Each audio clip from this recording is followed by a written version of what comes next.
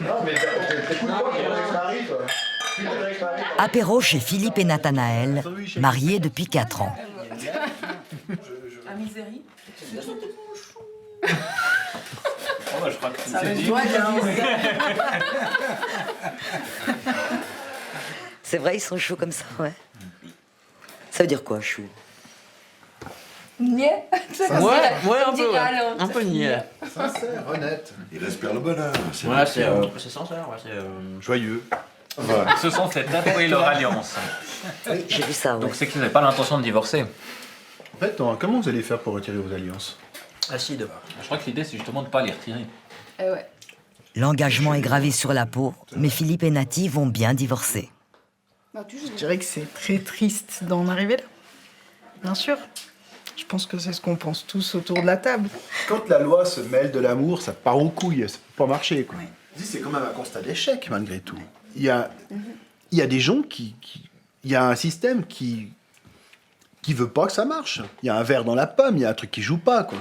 Nathanaël et Philippe se séparent comme tant d'autres. Plus d'un mariage sur 3 échoue, mais il y a plus alarmant. Le divorce est un des principaux facteurs d'appauvrissement. Les observateurs sont formels, la rupture est devenue un luxe que même la classe moyenne ne peut se permettre. Se séparer implique des frais de justice et d'avocats, bien sûr. Mais c'est surtout un système qui voudrait préserver le porte-monnaie des ex-époux, mais au final pénalise tout le monde. C'est désormais prouvé, un divorce, ça donne 2 pauvres. Je pense que la question, c'est de savoir pourquoi est-ce qu'on se marie. Est-ce que c'est un symbole? Est-ce que c'est par amour? Est-ce que c'est religieux? Est-ce que c'est financier? Ouais, pour moi, c'est le symbole. She was hard for the money, so hard for the honey. She was hard for the money, so you better treat her right. She was hard for the money, so hard it's honey. She was hard for the money, so you better treat her right.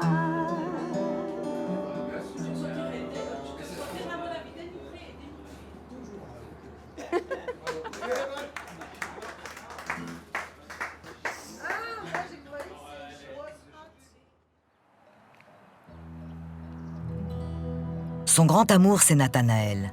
Mais Philippe a connu une autre vie, avec une autre femme, et ce premier divorce l'a littéralement saigné. Et voilà que Philippe remet ça. Il va divorcer à nouveau pour un motif auquel il n'aurait jamais pensé. Nous y reviendrons plus tard. 4 enfants sont issus de son premier mariage. Philippe doit donc payer des pensions alimentaires conséquentes.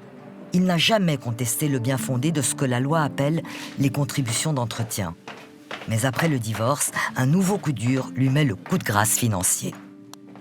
J'ai perdu mon travail à l'âge de 50 ans, il y a quelques années. Et puis, ça a été le début de la galère, effectivement.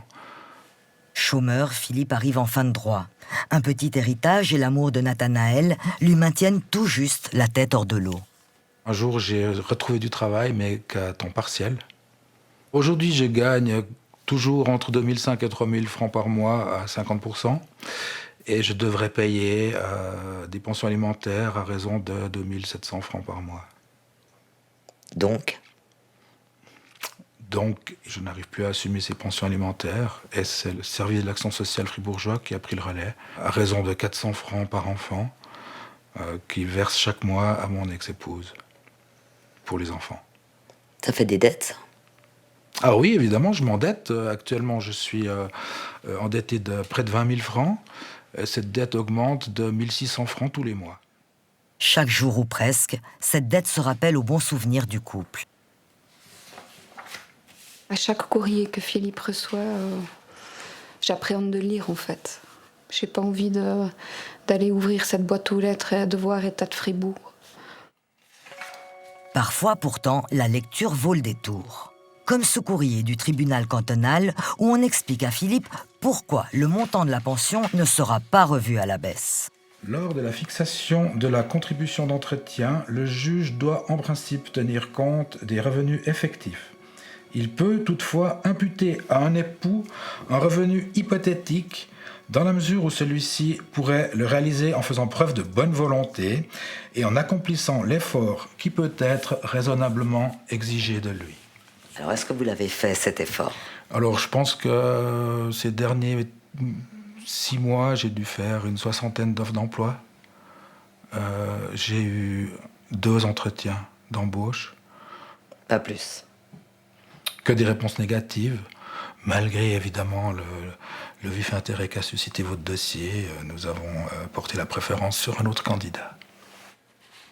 Moi, mes enfants, je les ai toujours assumés, je veux les assumer, et ça me rend triste, malheureux de ne pas pouvoir le faire.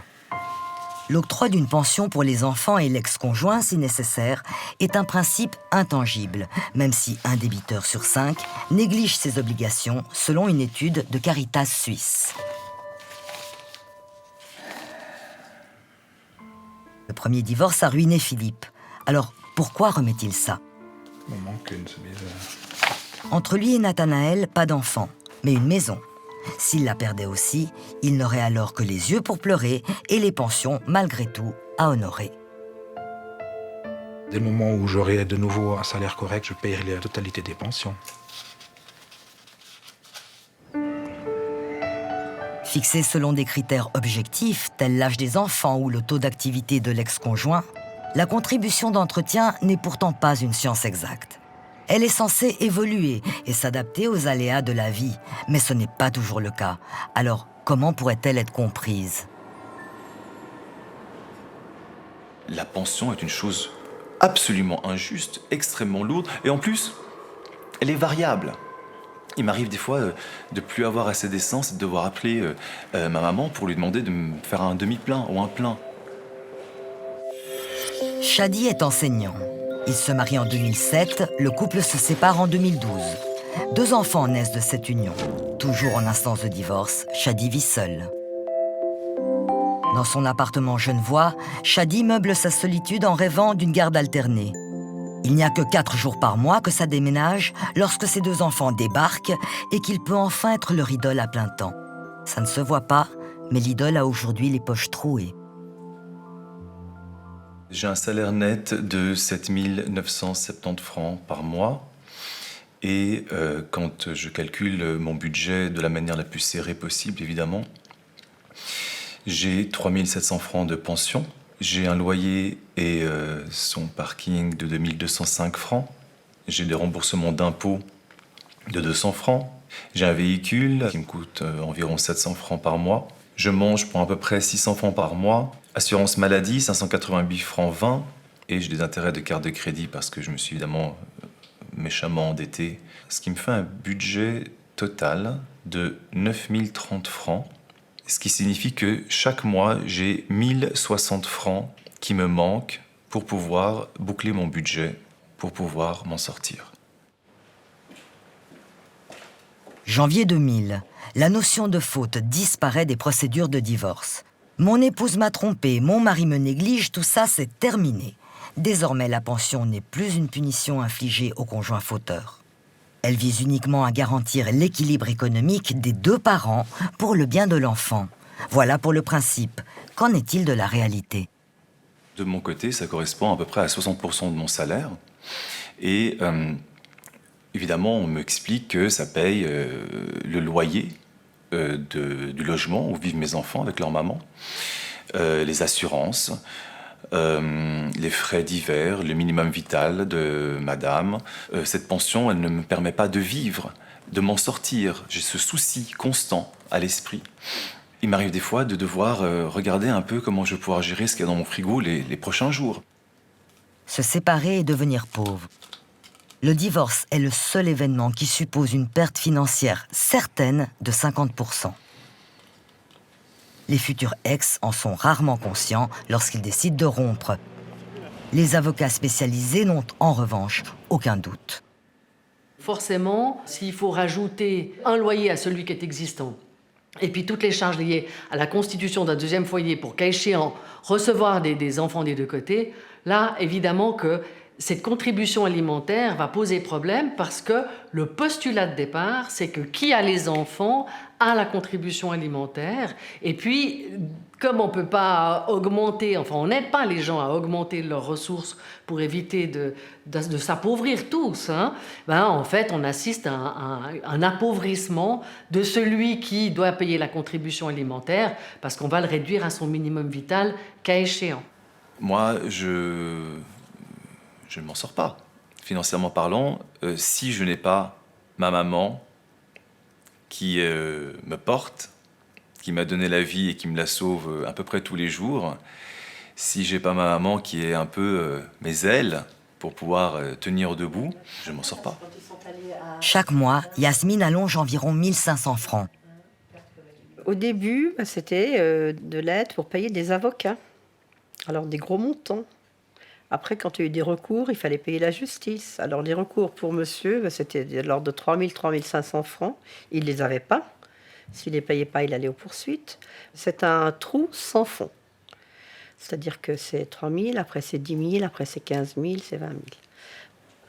De fait, on compte une moyenne de 19 000 francs par affaire, rien que pour les frais de justice. Si moi, je ne l'aidais pas, financièrement, je sais pas. D'ailleurs, il me dit, tu m'as donné la vie plusieurs fois. Parce que sans toi, je ne sais pas ce que je ferais. Je ne sais pas où j'irais. Non seulement Yasmine soutient financièrement son fils, mais elle l'a hébergé pendant une longue période. Au moment de sa rupture, en effet, Shadi est contraint de quitter son appartement. Il réinvestit sa chambre d'enfant où il accueille ses enfants à lui un week-end sur 2. Alors, il l'a fait pendant 2 ans. Et pendant ces 2 ans, il a remboursé chaque mois sa maman d'un billet de 1000, sauf quand il y avait des assurances auto comme ça. Pendant chaque mois, comme un métronome, il a versé 1000 francs. Et sa dette a fondu littéralement. L'armoire était pleine d'objets qu'on achetait de temps en temps comme ça, une salière, une cafetière, pour la future maison qu'on allait avoir avec mes enfants. Mes enfants adoraient cet endroit-là. Ça, c'était la bibliothèque où il y avait leurs petits bouquins, leurs livres, nos CD, leur lit, mon lit. C'était un endroit où on était bien, on était heureux. Ma maman s'occupait de nous faire de temps en temps des petits repas. Et les ateliers crêpes, les cocktails Crêpes et pancakes, tout ça. C'est papa qui faisait, il fallait que ce soit papa. Hein. Mais le tribunal voit d'un mauvais œil cette cohabitation improvisée. Shadi doit trouver un appartement avec une chambre pour chaque enfant. Alors voilà, ça ne s'arrête pas. Et puis on vous dit, si c'est pas ça, dans quelques mois, vous ne pourrez plus voir vos enfants, ça sera le point rencontre. Pour aider ce fils contraint de payer désormais 2 loyers, Yasmine a d'abord puisé dans ses économies. Et maintenant, dans sa retraite. Alors moi, j'avais toujours dit que dès que je serais à la retraite, j'avais dit que j'irais au soleil. Parce que j'aime pas trop l'hiver. Au moins 6 mois par année, je voulais aller au soleil. Et là, évidemment, je peux aller nulle part. Parce qu'il faut que je sois à côté de lui. Moi, je suis fière de lui. Et je suis vraiment admirative parce qu'il est costaud, il est combatif. Et pour moi, j'ai beaucoup de chance d'avoir un fils comme ça. Et ce que je fais, ma foi, c'est juste normal. Shadi est très épaulée. Mais si maman n'était pas là? Les juges sont-ils fâchés avec la calculette? Comment expliquer certaines pensions irréalistes? Rendez-vous est pris avec 2 d'entre eux, à Neuchâtel, un des cantons les plus touchés par les divorces. C'est clair, c'est des situations qui sont toujours délicates. Mais après, il faut aussi tenir compte du fait que certains arriveront à vivre avec 3 500 francs, puis d'autres n'arriveront jamais avec 6 000. Et dès ce moment, le juge n'est jamais très populaire, je dirais, parce qu'il doit trancher, prendre des décisions financières. Mais peut-être qu'il y a, comme souvent, un décalage entre ce que l'on vit en société et puis le droit qui est appliqué, c'est possible. Le système, à mon sens, à ce niveau-là, n'est pas très bon parce que finalement, à enfoncer entre guillemets les gens, on les met dans des situations qui sont inextricables, qui pourraient à terme même leur faire perdre leur emploi, parce qu'on est tellement sous l'eau qu'au fond, on n'arrive plus à travailler, on n'ouvre plus le courrier, certains n'ouvrent plus leur courrier, ils reçoivent la charge émotionnelle, c'est considérable comme impact. Actuellement, on a une progression des membres par rapport à l'année passée. Des mères et des pères tout cassés, économiquement étranglés, Isabelle Descombes en rencontre à l'appel. Responsable de l'Association des familles monoparentales de Genève, elle est catégorique. Le divorce est un luxe et peu de couples peuvent se l'offrir. Alors, j'ai à peu près toujours le même nombre de pères, entre 15 et 20%. Déjà, il y a une réalité qui est monétaire, je dirais. Quand on a tous les deux un salaire avant le divorce de 10 ou 15 000 francs, on subit certes au niveau psychologique, au niveau affectif, etc. Mais au niveau monétaire, on arrive plus ou moins à s'en sortir. Par contre, quand on a un niveau moyen de 5 ou 6, voire un tout petit peu plus, on se retrouve avec deux pauvres. On est dans une espèce de déni et je pense que ça va s'aggraver. En tout cas, moi, je vois des gens arriver que j'aurais jamais vu arriver il y a 2 ans. Ces nouveaux venus dans la précarité ne sont pas uniquement les payeurs de pension. Ce qui est terrible, c'est qu'on est dans des situations où le fait de réduire celui qui paye la contribution alimentaire au minimum vital ne suffit pas encore à faire vivre l'autre foyer dans lequel il y a les enfants. Vous savez, les familles qui se séparent, on les met en dessus d'un toboggan et là, mais fou, tout chousse vers la pauvreté.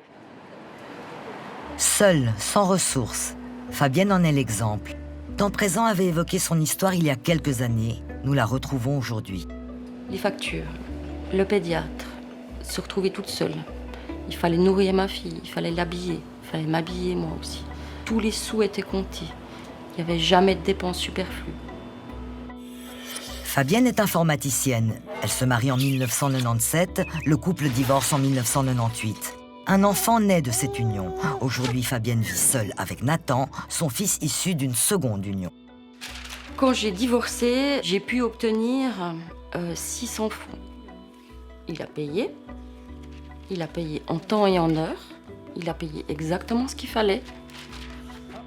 Oui, son ex-mari est réglo. La pension est versée avec régularité. N'empêche, ça ne suffit pas. Il a fallu trouver un appartement, sans garantie.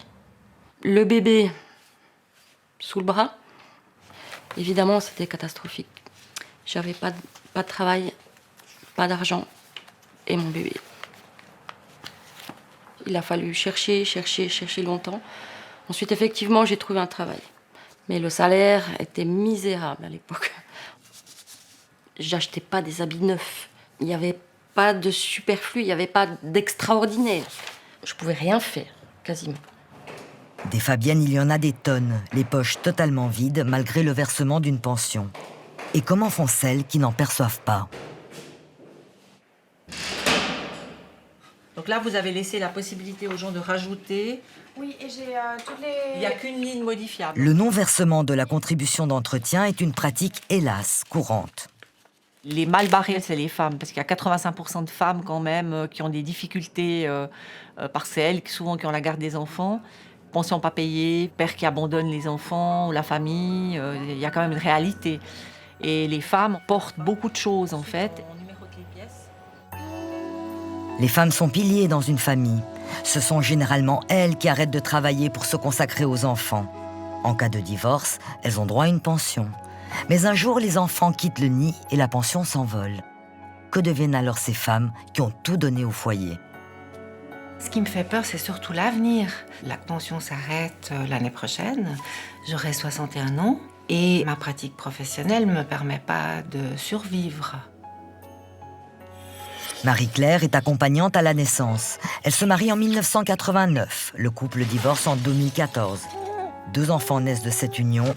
Aujourd'hui, Marie-Claire vit seule et à la charge de son fils. J'ai en fait pas de formation de base universitaire ou comme ça, mais dans l'administratif, je suis partie là-dedans de façon autodidacte et je suis arrivée à des postes assez importants. J'étais secrétaire de direction. J'ai arrêté ça pour les enfants parce que ça, c'était plus que du plein temps. On oublie que la personne qui s'occupe de l'éducation des enfants et de la gestion du foyer, elle abandonne sa carrière. Et quand on se retrouve comme ça, à 54 ans dans mon cas, à devoir se refaire une formation, refaire un réseau, rechercher du travail, c'est ça qui est compliqué.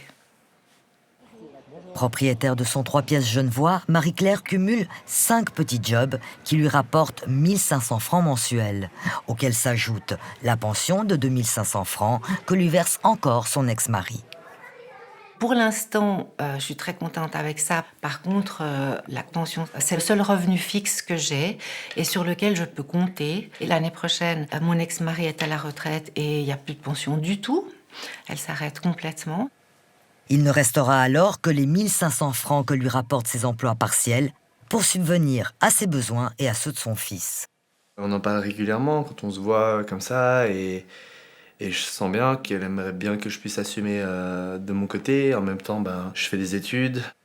J'ai été élevé dans une situation où ça s'est toujours bien passé. On ne s'est jamais posé la question de ça allait être difficile de mener ses études et est-ce que j'aurais le financement pour le faire.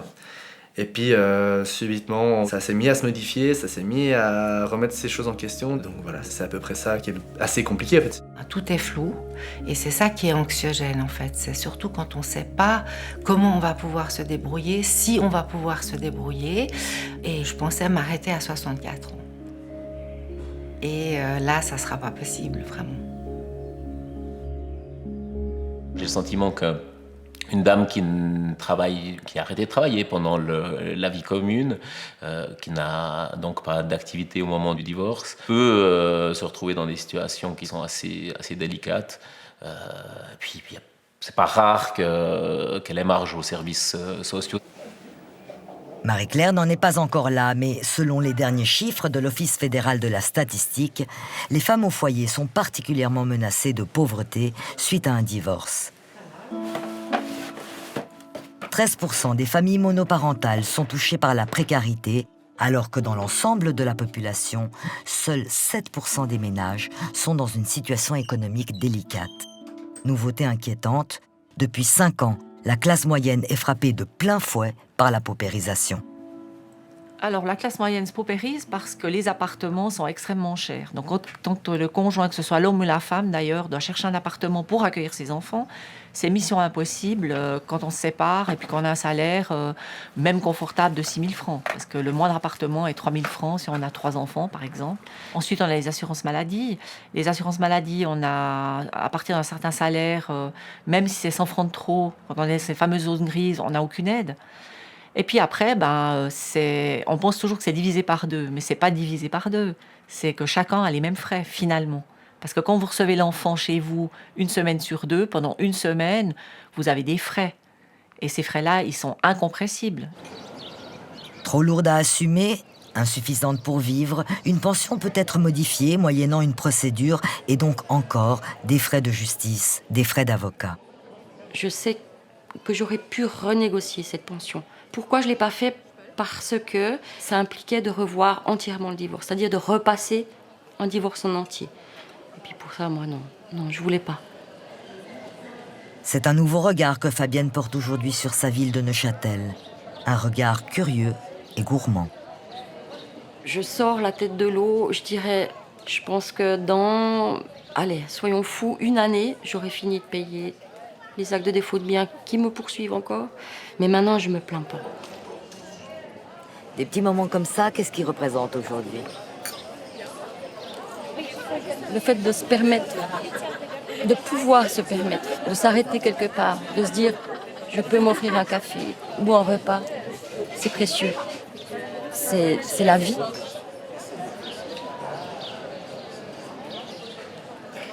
C'est la meilleure période de ma vie. Maintenant. À quel âge? 52 ans. La pension, sacré pensum. Pour la contester, certains mettent le paquet. Longtemps, le divorce pour cause d'adultère a porté haut la réputation des agences de détectives. Donc demain matin, mise en place à 7h dans le quartier de Lignon. Aujourd'hui, c'est le post-divorce qui est tendance. En clair, prouver que la pension versée ou perçue est inadéquate. Donc on mettra les 2 opérationnels pour la filature, moto et voiture à la sortie. Personne potentiellement méfiante, tu sais, ou pas? Non, A priori, non. A priori, non. On va tâcher de voir si les doutes sont légitimes ou pas. Démonstration grandeur nature avec les hommes de l'agence Adimen. Ok les gars, j'ai l'objectif en visuel. Le scénario est fictif, mais les détectives sont des vrais, donc anonymat. Il sort du 37, pantalon bleu et sweatshirt noir avec casquette noire aussi. La cible, c'est cet homme. Il arrive à un véhicule, une grosse camionnette blanche, il ouvre les portes arrière. Ouais, c'est sa camionnette de chantier, parfait. Le mandataire, son Il est ex-femme. en train de manipuler du matos. Madame soupçonne monsieur de travailler au noir. Les revenus non déclarés n'ont pas été pris en compte dans le calcul de sa pension. Ok tout le monde, le camion est en mouvement. Ok, il s'engage maintenant dans la rampe. Prouver leur existence, c'est pouvoir prétendre à une pension plus élevée. Pas derrière, tranquille. Prochain rond-point, je vais faire un tour, je te laisse prendre derrière. Cette filature est classique. Elle est prise en charge par 2 détectives en voiture et un motard. Ok, il se gare sur le parking. Ouais, ok, c'est bon, je le vois, je l'ai en visu, pas de soucis. Ok, Mike, c'est bon pour toi? Ouais, c'est bon, les gars, j'ai le retour. Il a un pot de peinture à la main, hein. Ça charge. Ouais, ça repart, les gars. Ok, et ça prend tout droit après, hein. Ouais, ça rentre maintenant sur le chantier. Ouais, ça vient de se garer. Ouais, c'est bon, il y a du matos. Finalement, la cible est prise la main dans le sac. Monsieur travaille au black. Madame avait raison. Ça revient camion. Les femmes qui s'adressent à une agence de détectives ont généralement toujours la même demande. Prouver que l'ex dissimule des revenus. Les hommes, c'est bien différent. Et ben voilà. Principalement, les hommes vont nous demander, quand ils ont des soupçons que leurs femmes ont refait leur vie avec un autre homme, va nous demander d'aller prouver justement qu'ils vivent en concubinage, qu'ils font, on va dire, pot commun dans le ménage. Et à ce moment-là, ce qui leur permettrait, avec leurs avocats, de faire une réévaluation de pension alimentaire en prouvant justement que voilà, madame refait sa vie, c'est plus légitime de lui verser une pension alimentaire. C'est le cas de Pierre. Depuis son divorce, ce fonctionnaire est sur la paille, endetté jusqu'au cou. Il verse des pensions pour ses 2 filles et son ex-femme, tout en assumant sa nouvelle famille recomposée. Un jour, dans cet horizon bouché, un détail l'interpelle. Quand j'allais chercher mes filles, je remarquais que sur ma place de parc, anciennement, il y avait une voiture que je connaissais pas, et souvent c'était le soir. Et puis je me dis, elle vivait avec quelqu'un. Mais j'étais pas vraiment sûr. Et plusieurs fois après, je l'ai aperçu main dans la main avec cette personne. Un homme dans la vie de son ex, Pierre et sa 2e femme sautent sur l'occasion et mandatent un détective. Leur objectif, recourir au tribunal pour faire baisser le montant des pensions. Moi, j'avais déjà eu l'idée il y a longtemps. Et puis, l'avocate, elle m'a dit qu'il n'y a pas de souci, on pouvait, oui, avoir un détective. Puis c'était l'unique solution pour pouvoir essayer de gagner le jugement. 5 jours de planque et de filature plus tard, le dossier de l'agence de détective est béton. L'ex-femme a bien un compagnon et cette information fait la différence devant le juge. Pour finir, on va dire qu'on a réussi à 80% d'avoir ce qu'on voulait. Sur le côté des pensions des filles, on n'a pas pu diminuer, ça n'a pas été accepté. Mais on a pu carrément enlever la pension de mon ex-femme. C'était une très bonne chose qu'on a faite. Le recours au détective a un prix, certes, mais il est largement compensé par les pensions qui ne seront pas versées. On a payé 3200, 3500 pour le détective, mais on a gagné en 2 ans 10 000 francs, minimum. Le montant des pensions est la première cause de précarité. La situation va s'aggraver si on ajoute le partage d'une maison. Nicolas en sait quelque chose. On vous met des normes assez strictes, assez sévères, pour être sûr que vous puissiez conserver la maison. Et ces mêmes normes font que je vais peut-être justement pas pouvoir garder la maison. Donc c'est comme si on anticipait le fait que je devais la lâcher.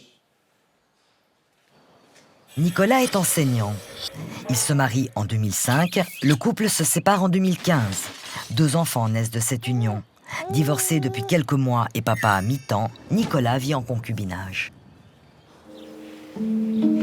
Amoureux de son terroir neuchâtelois, féru d'architecture, Nicolas vit dans la maison de ses rêves.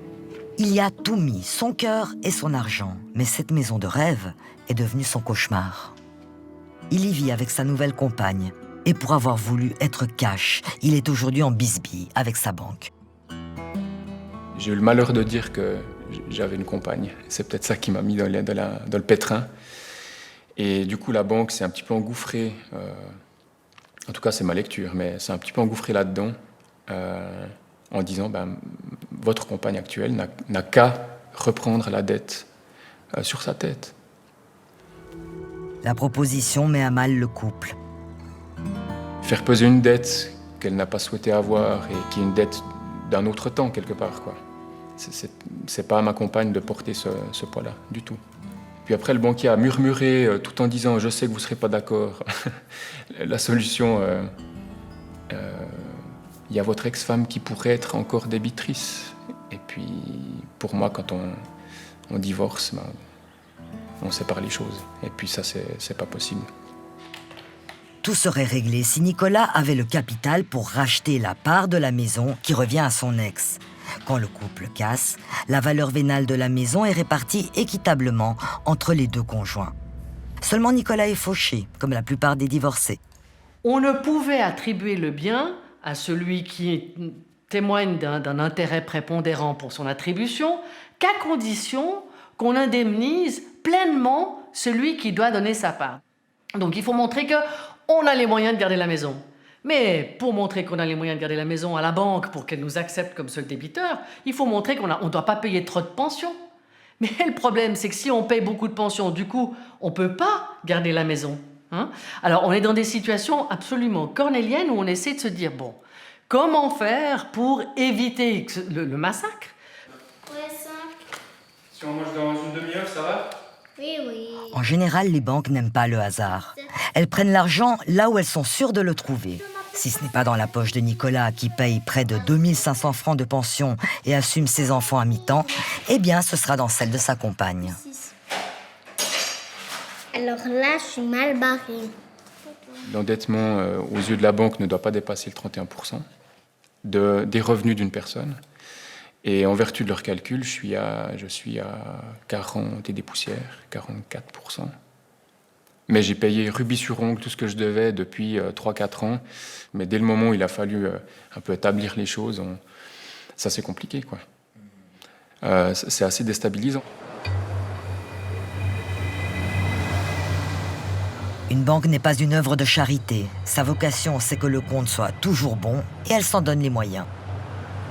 La banque va réévaluer qui a le bien immobilier et va refaire en fait un prêt hypothécaire avec une tenue de charge. Évidemment, comme il n'y a plus 2 salaires, potentiellement la tenue de charge elle n'est pas toujours au rendez-vous. Et là, ça peut poser une difficulté et donc constituer souvent une vente immobilière dans la foulée.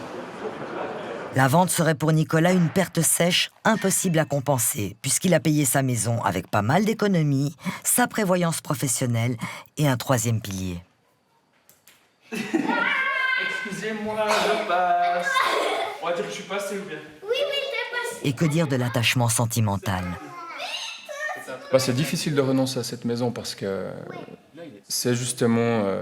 cette maison, c'est une idée, c'est des valeurs, c'est des moments de vie, de plaisir, de tristesse aussi, quoi, mais des moments qui font la vie. Et puis, c'est un endroit que j'aime, quoi. J'étais pas prêt même à l'idée, j'étais même pas prêt à penser, à y réfléchir et à me dire c'est possible que je m'en aille. Et puis là, ça fait, on est dans un processus où on est obligé d'y penser. Du coup, c'est un peu comme un deuil. Si on fait rien, on ira à la Migros. Mais oui. Attends, on a le temps encore jusqu'à ce soir. C'est vrai qu'il n'y a pas beaucoup de... Comment concilier les vestiges d'une relation passée avec ses difficultés financières et les prémices d'un nouvel amour? Elle a beaucoup de courage de débarquer dans la vie d'un homme avec une maison sur le dos. On dirait qu'il n'y a plus rien autour de nous. Hein? Avec une ancienne histoire qui n'est toujours pas terminée. Ouais, j'admire beaucoup. Marco est informaticien. Il se marie en 2008, le couple se sépare en 2014. 2 enfants naissent de leur union. En instance de divorce et papa à mi-temps, Marco vit aujourd'hui avec Katia et le fils de celle-ci. Et alors, comment tu vois l'avenir? T'es serein quand même, malgré tout. On verra. C'est difficile à dire, hein. Marco et Katia adorent la télé-réalité. Dans le genre, ils pourraient faire Koh-Lanta, tant leur relation ressemble à une aventure semée d'embûches. Même?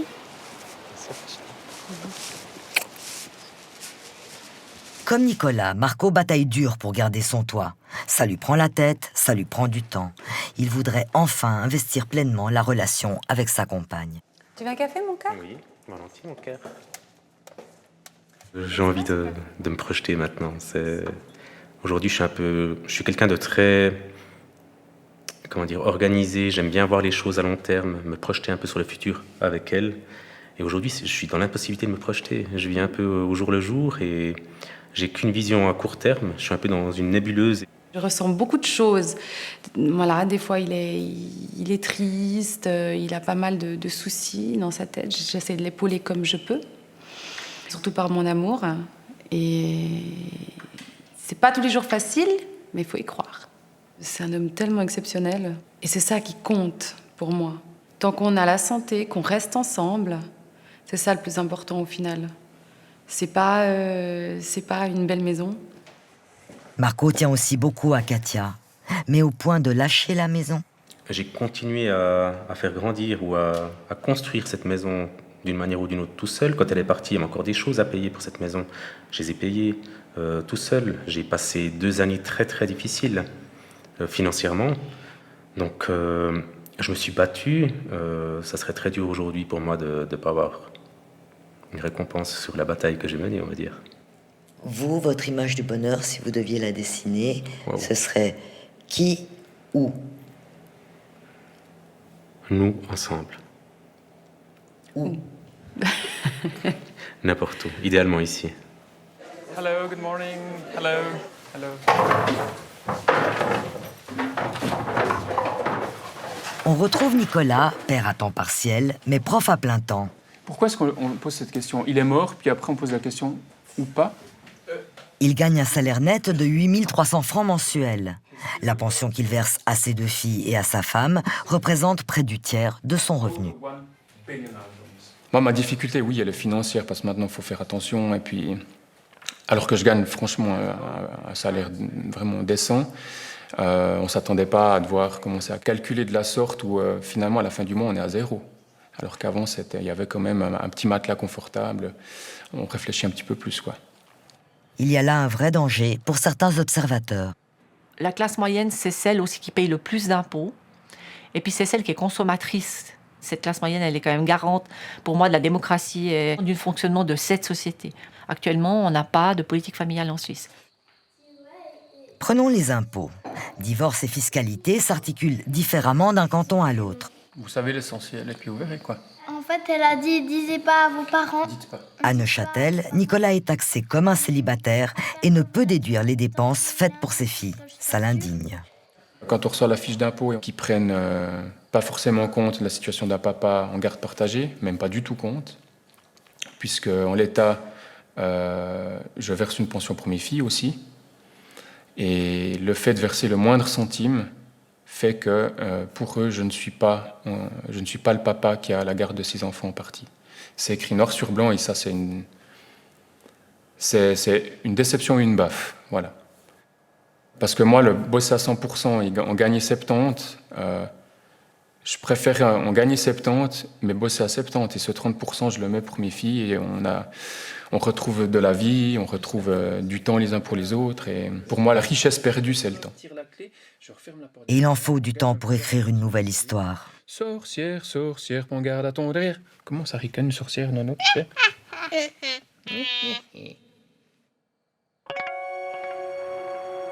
Leur histoire, Philippe et Nathanaël la vivent depuis 4 ans. Ils savent qu'on peut divorcer d'un conjoint, mais pas de son passé. Un passé qui explique la détresse économique de Philippe et qui, aujourd'hui, contraint les amoureux à divorcer. S'ils ne le font pas, le couple va couler financièrement. C'est absurde, mais c'est comme ça. En voici la raison.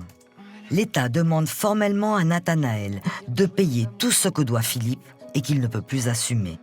Ce n'est pas une option, c'est une obligation. La solidarité économique entre époux est inscrite dans la loi. On m'a demandé toutes les pièces justificatives de ma comptabilité. Donc, oui, je pense que là où il y a de l'argent, on le prend. Vous vous attendiez à ça? Non.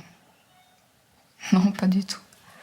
Je savais en fin de compte qu'être avec Philippe, je devrais un petit peu contribuer, c'est normal, hein, quand les enfants sont à la maison, quand ils sont en vacances, pour Noël, pour les anniversaires. Mais je le fais avec grand plaisir parce que je les aime beaucoup.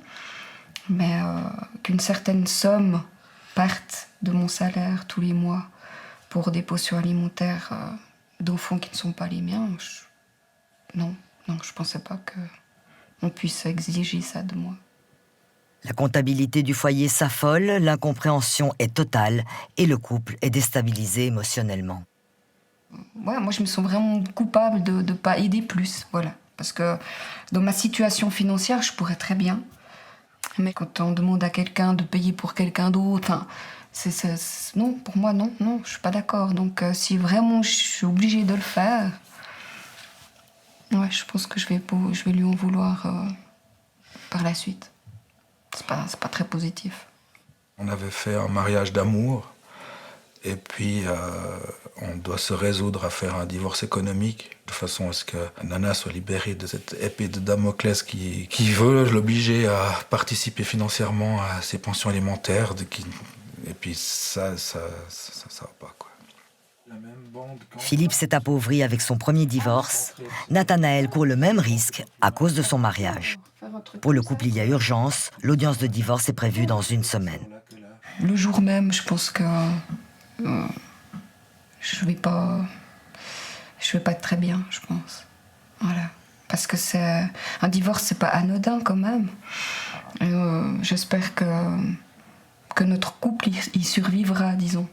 Moi, si le couple Philippe et Nana doit péter, je sais pas ce que je deviendrai. N'oubliez pas alors les filles, aujourd'hui c'est vendredi, non? Oui. Et on explique aussi que les vendredis, qu'est-ce que c'est? Alors vendredi, tout est permis. Oui, mais le vendredi seulement, parce que le reste du temps, Renato serre les dents. Il a longtemps tenu un restaurant avec son ex-femme. Divorcer, c'est risquer de perdre son gagne-pain. Et puis on les sert avec les carottes, tu l'as bien assaisonné. Hein? Les sunset, c'est quelque chose d'important. Je n'ai pas à quelque part les choix. C'est ma vie. Il me dit mieux. Voilà. Renato est restaurateur. Il se marie en 1993. Le couple se sépare en 2016 après avoir adopté un petit Luca. Toujours en instance de divorce, Renato vit seul. L'évocation du divorce résonne un peu comme la fin de son monde. On arrive à un certain moment, à mon âge, où on se sent réalisé. Avoir cet appartement, Luca, qui nous a comblé les restaurants, et puis tout d'un coup, je perds tout, on risque de perdre tout. Ça a été un choc terrible.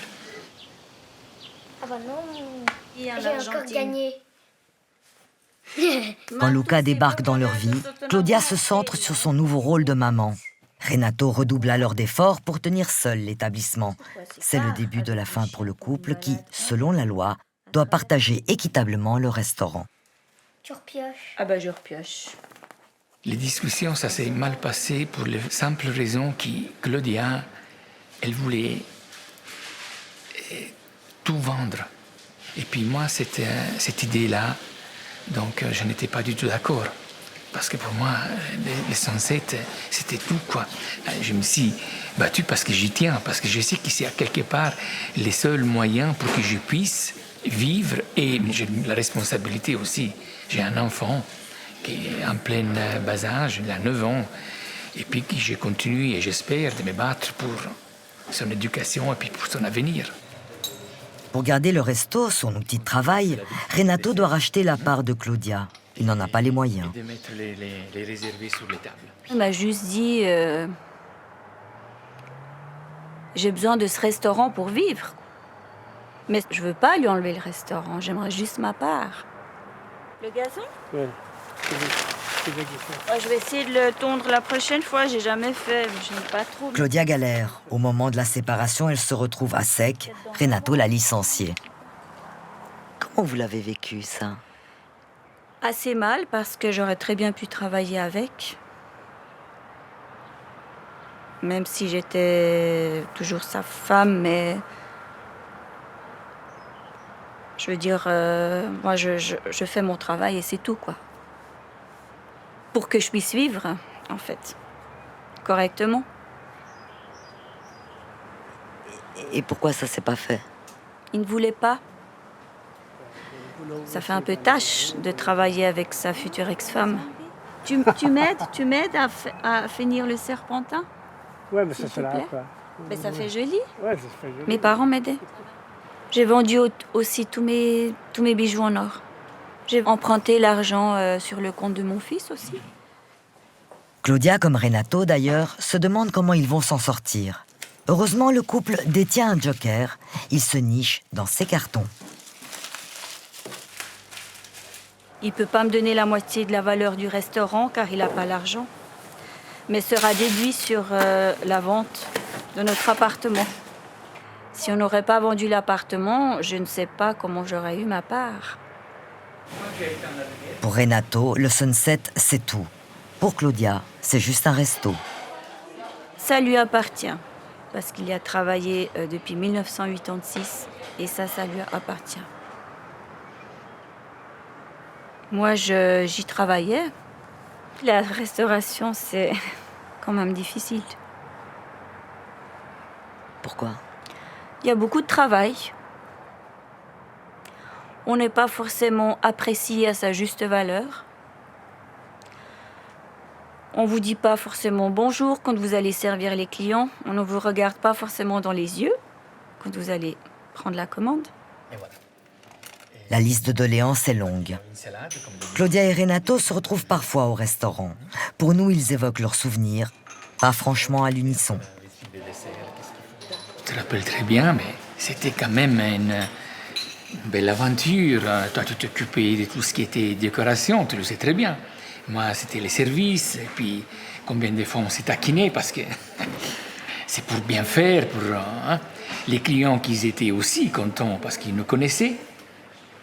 Tu es d'accord? Oui. Parce que je vois que tu... Je ne sais pas que la décoration. Oui, la décoration, tu t'occupais du service, mais c'était pas tout à fait quand même ton métier, tu étais quand même... Je travaillais ailleurs aussi. Oui, et puis tu étais gêné, tu n'aimais pas trop faire les services. Non, j'aime pas. Et voilà. Mais c'était quand même des bons souvenirs.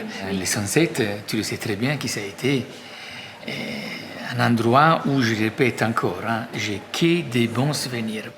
Ça vous tient à cœur qu'il puisse garder quand même cet Bah endroit oui, parce que se retrouver sans son restaurant, à 57 ans, retrouver du travail, déjà moi, j'arrive pas à en retrouver à mon âge. Ils arrivent à faire des fois... Claudia et Renato devraient arriver au solde de tout compte sereinement. Mais cette tension, si palpable entre eux, qui s'en préoccupe?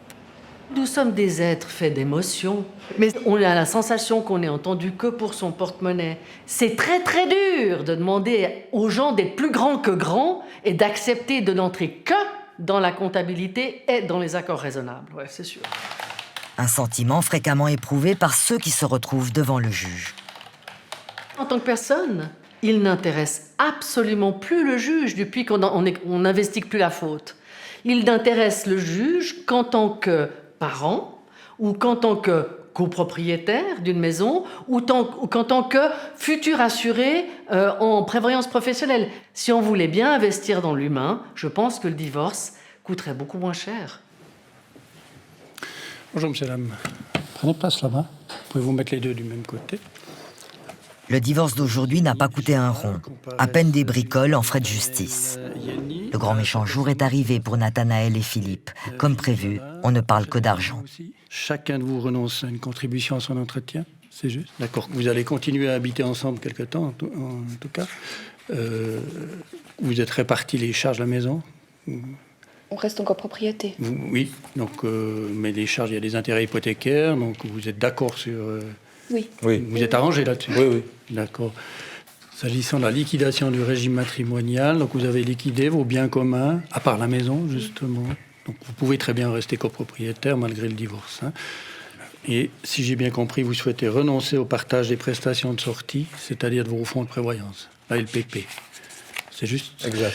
D'accord. Je vous informe que je vais pouvoir homologuer votre convention. Vous recevrez prochainement le jugement de divorce, qui sera définitif en principe 30 jours après que vous l'ayez reçu. Donc vous serez divorcé. L'audience est expédiée en un quart d'heure. Le juge ne semble pas dupe de ce divorce qui n'en est pas vraiment un. Dans l'affaire qu'on vient d'avoir là, c'est presque une formalité, effectivement. On peut même des fois se demander pourquoi les parties passent par le juge doivent encore passer par le juge pour divorcer. Mais de temps en temps, il faut qu'on se rappelle, malgré ces séries, et malgré le nombre d'années et le nombre de divorces qu'on a prononcés, il faut quand même qu'on se rappelle parfois que pour eux, c'est peut-être la seule affaire de leur vie, et que même s'ils sont passés un accord complet et que tout semble bien rouler entre eux, eh bien, il y a eu un travail qu'ils ont réussi à faire en l'occurrence. Après, il y a d'autres affaires, évidemment, où c'est beaucoup plus émotionnel. Mais l'émotion ne fait pas les bons jugements, en principe. Ce n'est pas tous les jours qu'on trinque à son divorce. En fait, ces deux-là ont besoin de consolation. Allez, Voilà, bah c'est fait, quoi. santé mon cœur. Santé, ma chérie. Nathanaël et Philippe restent sous le même toit co-débiteurs de la maison. Tout à l'heure, ils vont donc rentrer chez eux, amoureux. Il y a quoi maintenant, 4 ans? Il y a 4 ans qu'on était là, Ici même, hein? ici même. Avec cette belle vue. Amoureux, mais avec le sentiment d'avoir franchi un pas nécessaire, mais tellement triste. On est sur la terrasse de l'apéro de notre mariage. On vient se remémorer 2-3 petits souvenirs. Ça fait tout drôle, quoi. Bon, on boucle la boucle. C'est ça. C'est ça. Ben, disons que pour ma part, ça a été très difficile parce que je me divorce de l'homme que j'aime. Après, c'est vrai que c'est nous qui l'avons voulu. Mais ça fait quand même tout bizarre. C'est pas dans la logique des choses, disons. Après, il y a 4 ans, on a, entre guillemets, ouvert une porte pour se faufiler dans le mariage. Là, on la referme. Et puis d'être ici, je pense que c'est un peu symbolique. On ouvre à nouveau une porte et j'espère que cette fois, on pourra continuer ensemble jusqu'à la fin. À l'encontre de toutes les prévisions, le nombre de divorces a fortement chuté entre 2016 et 2017. Pour certains spécialistes, le lien de causalité entre rupture et précarité explique cette tendance. Moralité, pour divorcer sans se ruiner, mieux vaut bien s'aimer.